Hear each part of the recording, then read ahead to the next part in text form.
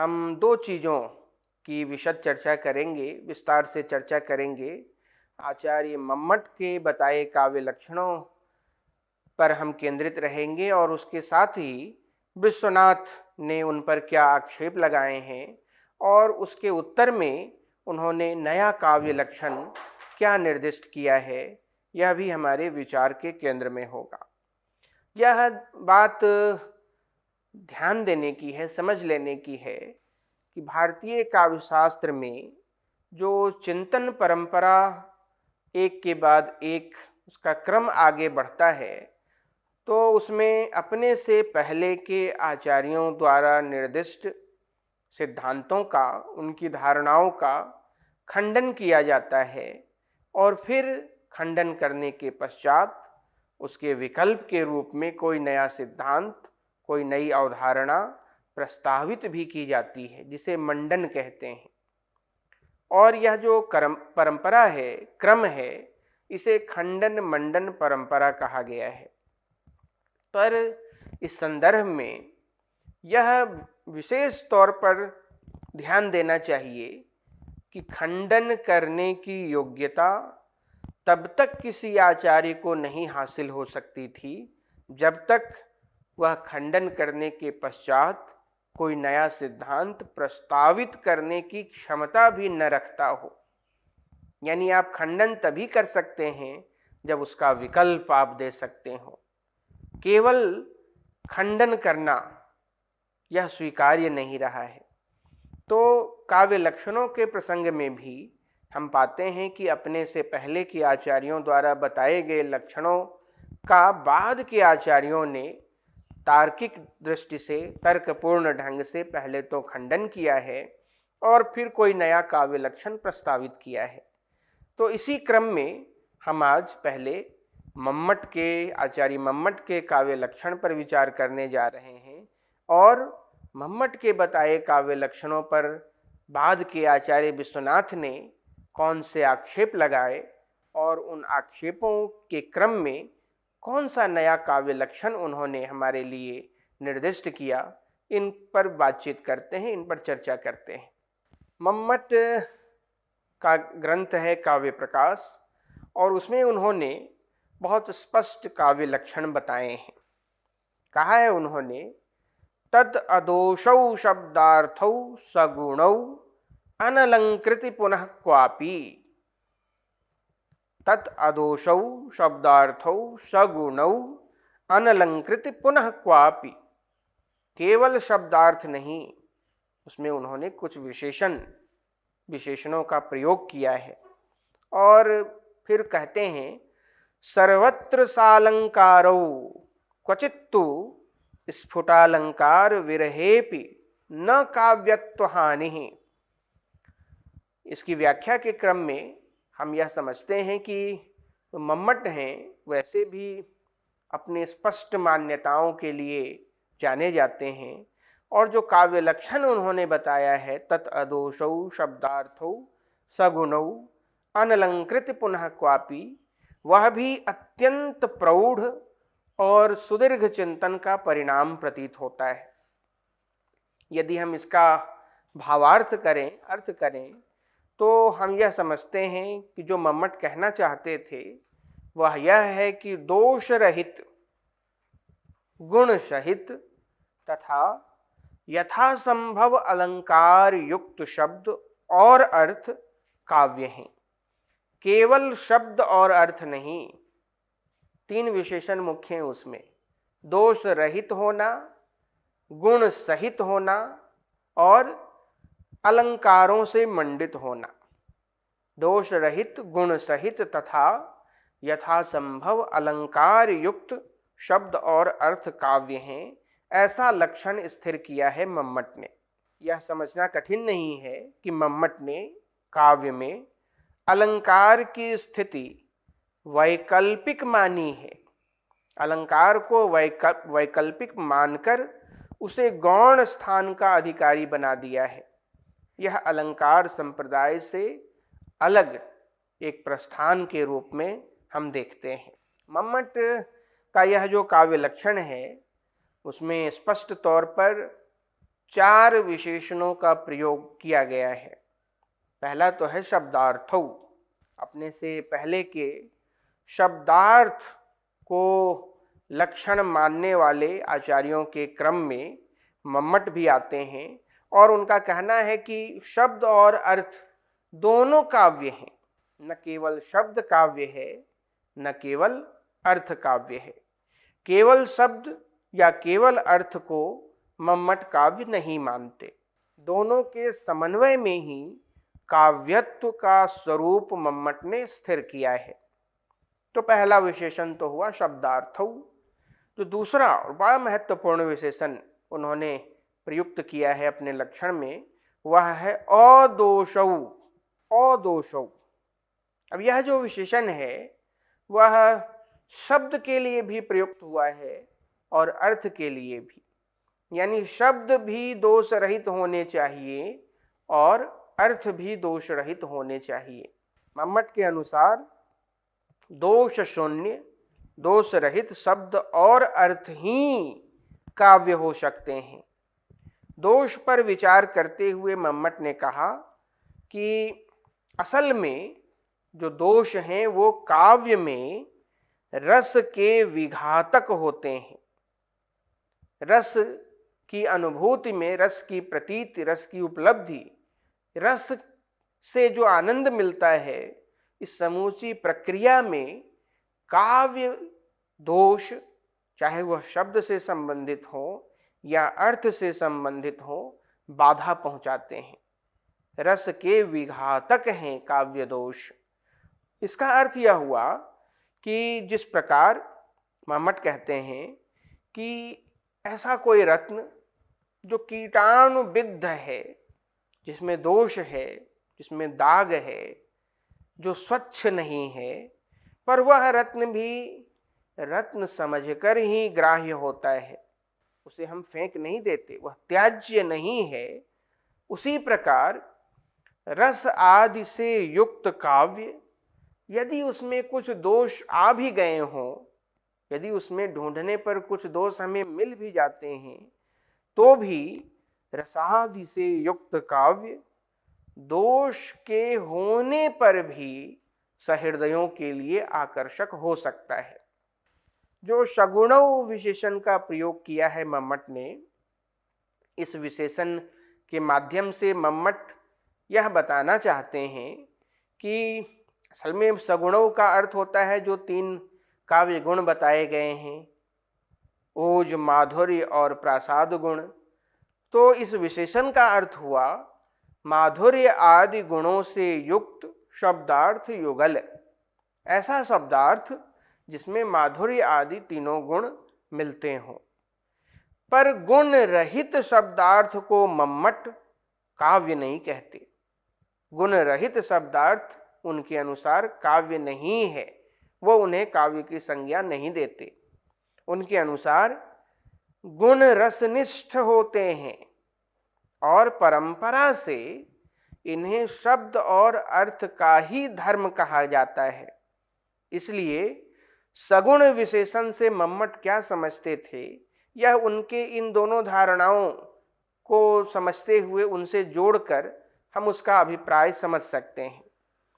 सगुण विशेषण के द्वारा शब्दार्थ से युक्त काव्य की अंततः रसाभिव्यंजकता ही पुष्ट होती है। शब्दार्थ से युक्त काव्य की रसाभिव्यंजकता की पुष्टि होती है सगुण विशेषण से। और जो चौथा विशेषण प्रयुक्त किया है मम्मट ने, वह है अनलंकृति पुनः क्वापि।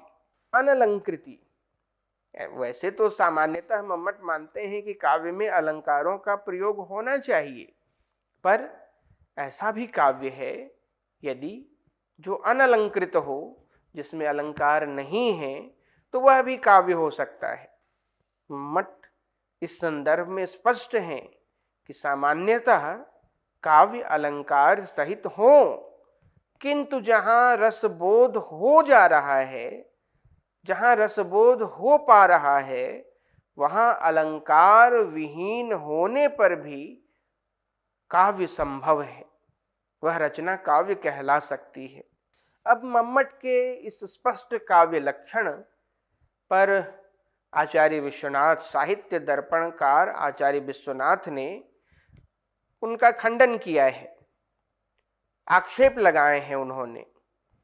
सबसे पहले अदोषौ विशेषण पर आक्षेप करते हुए, अदोषौ का खंडन करते हुए विश्वनाथ ने कहा कि देखिए, दोष रहित होने को ही यदि हम काव्य लक्षण मान लें, यह स्वीकार कर लें कि काव्य के लिए जरूरी है दोष रहित होना, तो ऐसा कोई काव्य तो हो ही नहीं सकता जो पूरी तरह दोष रहित हो।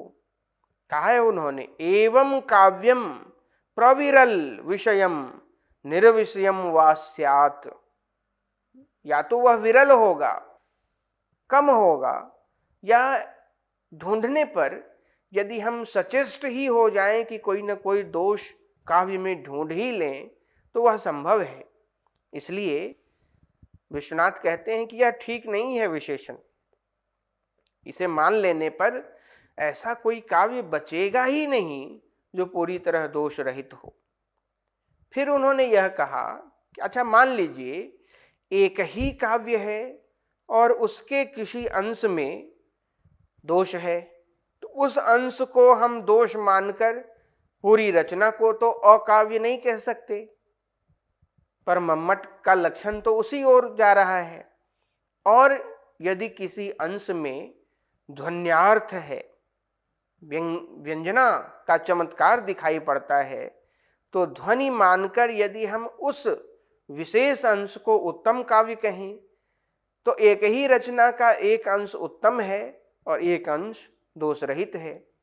तो इन दोनों यानी अकाव्यत्व प्रयोजक तथा काव्यत्व प्रयोजक अंशों की परस्पर खींचतान शुरू होगी कि किसको हम ज्यादा माने, किसको कम माने, इसको काव्य कहें, इसको काव्य नहीं कहें।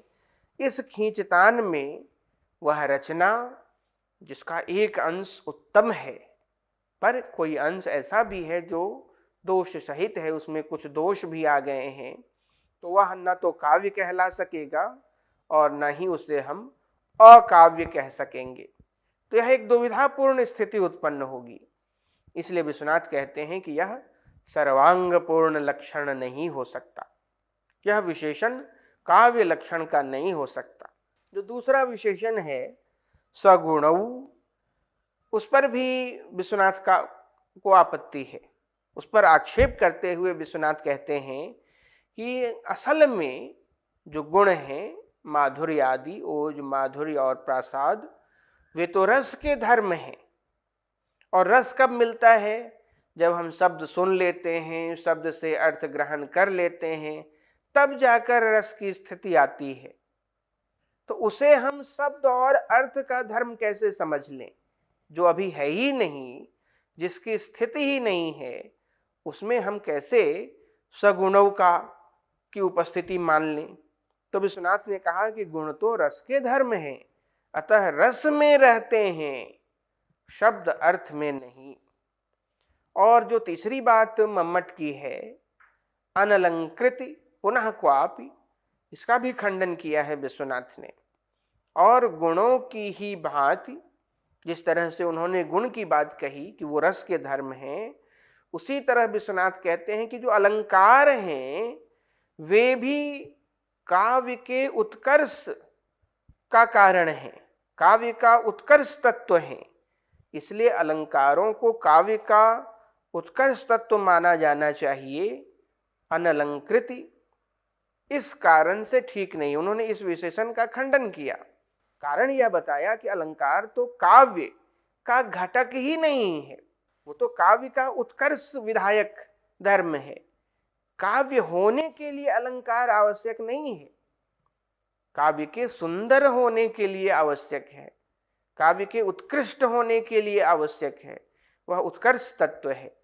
कहना चाहिए इस पूरे प्रसंग में विश्वनाथ के आक्षेपों को ध्यान में रखते हुए कि मम्मट ने काव्य को लक्षित करने में अपने पूर्ववर्ती आचार्यों के मतों का समाहार तो किया ही है, उसके साथ साथ एक बड़ा काम यह किया कि उन्होंने संक्षेपण किया। यह ज्ञात होता है कि मम्मट अलंकार जन्य चमत्कार की अपेक्षा रसजन्य चमत्कार को अधिक उत्कृष्ट मानते हैं। जो बाद के आचार्य हुए हैं मम्मट पश्चात, उन आचार्यों ने मम्मट के इस लक्षण का इसलिए बहुधा अनुसरण किया है।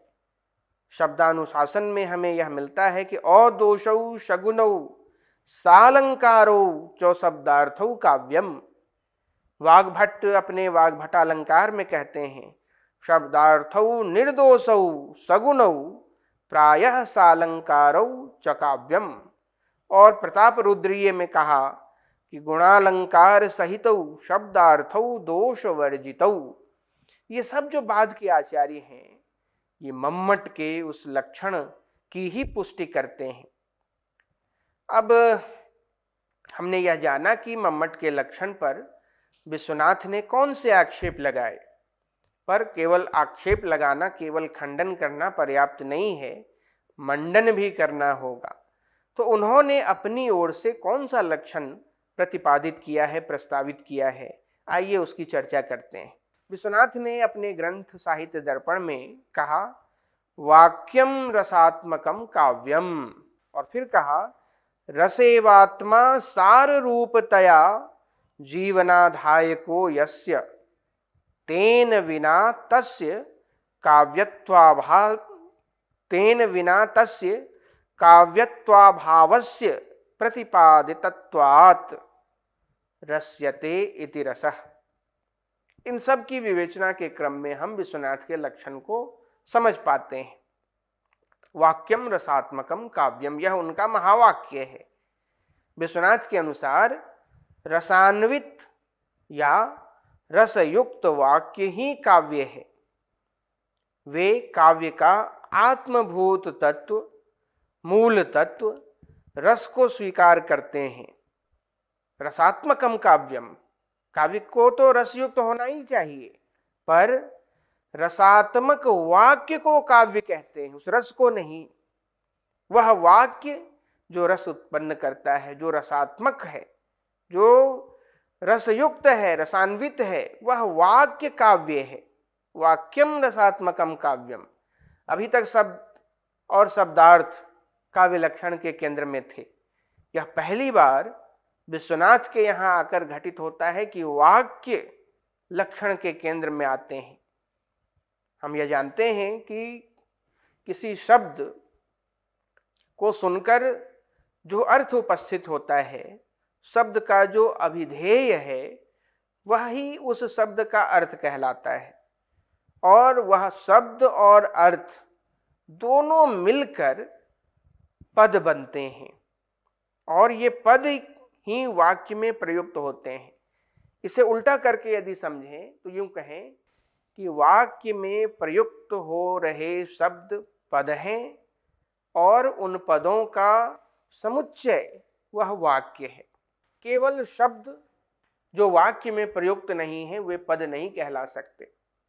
जब शब्दों का हम वाक्य में प्रयोग करते हैं तब वे पद कहलाते हैं, और उन्हीं पदों का समुच्चय वह वाक्य है।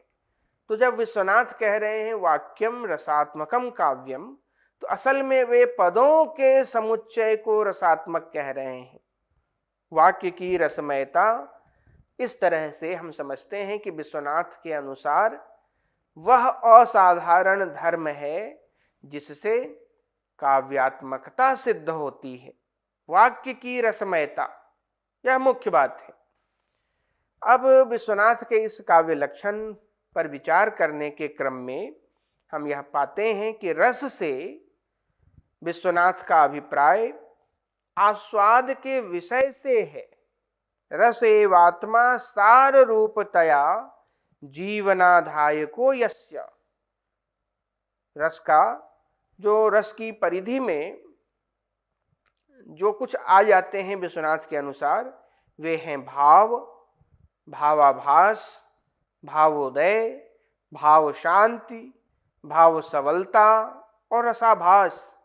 ये सब कुछ विश्वनाथ के अनुसार आस्वाद के विषय हैं, और रस का अभिप्राय भी यही है। जो कहा उन्होंने कि रस काव्य का सार है, मूल तत्व है। काव्य का सार होने के कारण ही जीवनाधायक है। काव्य रूपी शरीर का जीवन ही रस है।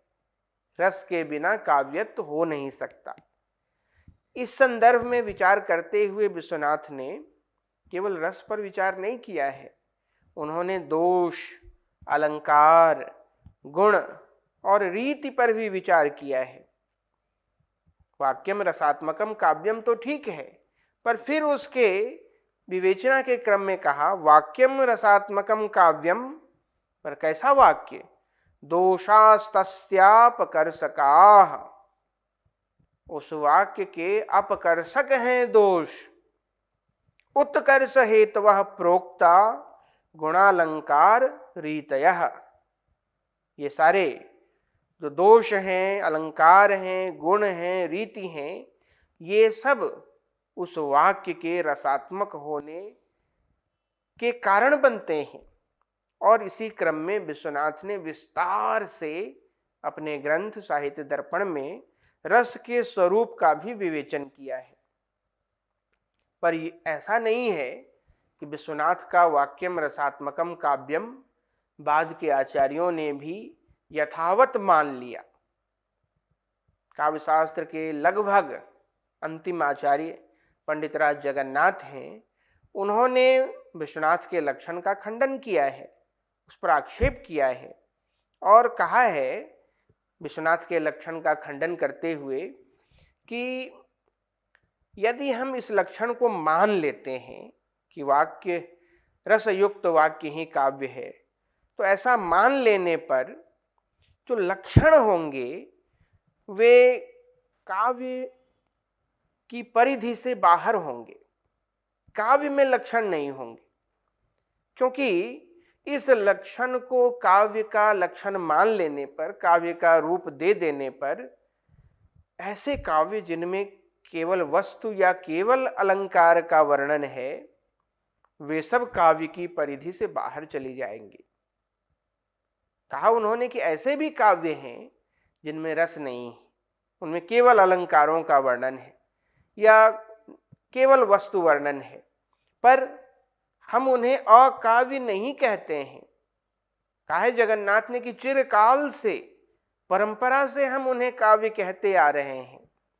तो अचानक एक दिन विश्वनाथ लक्षण दें और हम उन्हें अकाव्य कहने लगे, ऐसा नहीं होता, क्योंकि उन्हें काव्य कहने की चिरकालिक हमारी परंपरा है।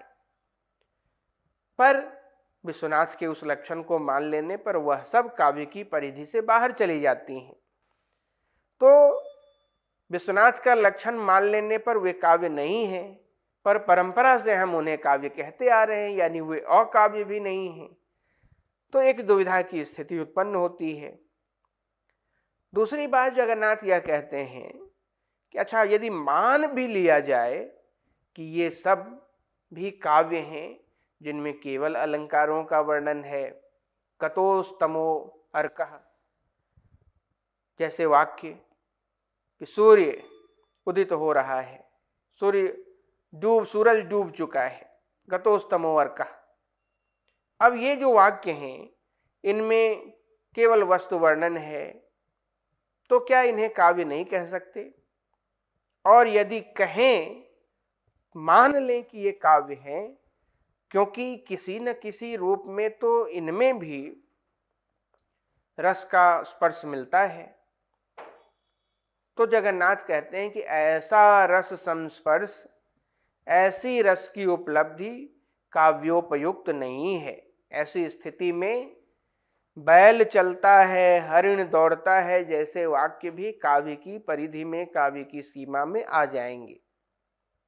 तो माना भी नहीं जा सकता इसे लक्षण, सबको हम काव्य मान भी नहीं सकते, पर इनमें बहुत से ऐसे अंश भी हैं जिन्हें परंपरा से हम काव्य कहते आ रहे हैं।